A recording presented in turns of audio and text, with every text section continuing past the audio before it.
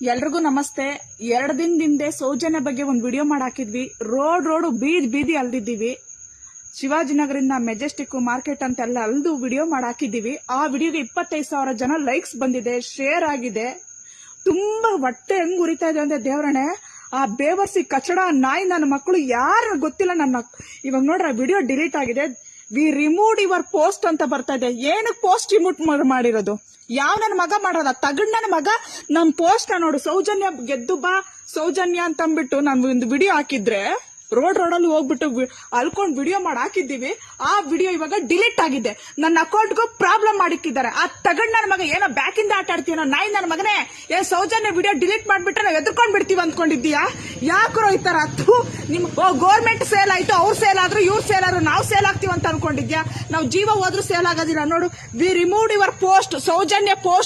ಸೌಜನ್ಯ ಬಗ್ಗೆ ಮಾತಾಡಿರೋ video delete ಆಗಿದೆ. ಇವಾಗ 11 ನಿಮಿಷ ಆಯ್ತು. ಎಷ್ಟು ನನ್ನ ಇನ್ಸ್ಟಾಗ್ರಾಮ್ ಓಪನ್ ಮಾಡಿರೋ ಇಡೀ ಹಿಸ್ಟ್ರಿಯಲ್ಲಿ ಇದುವರೆಗೂ ಕೂಡ ನಾನು ಬ್ಲಾಕ್ ಮಾರ್ಕ್ ತಗೊಂಡಿಲ್ಲ.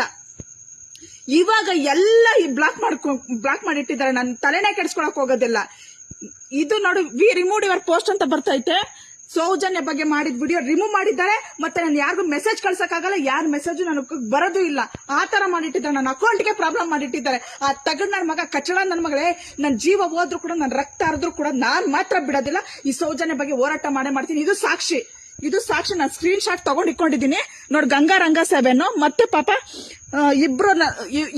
ಇಬ್ರಿಗೆ ಆ ವಿಡಿಯೋ ಕೊಲಾಬರೇಷನ್ ಕೊಟ್ಟಿದ್ದೆ. ಅವ್ರದ್ದು ಅಕೌಂಟ್ ಪ್ರಾಬ್ಲಮ್ ಆಗಿದೆ, ನನ್ನ ಅಕೌಂಟ್ಗೂ ಪ್ರಾಬ್ಲಮ್ ಮಾಡಿಟ್ಟಿದ್ದಾರೆ.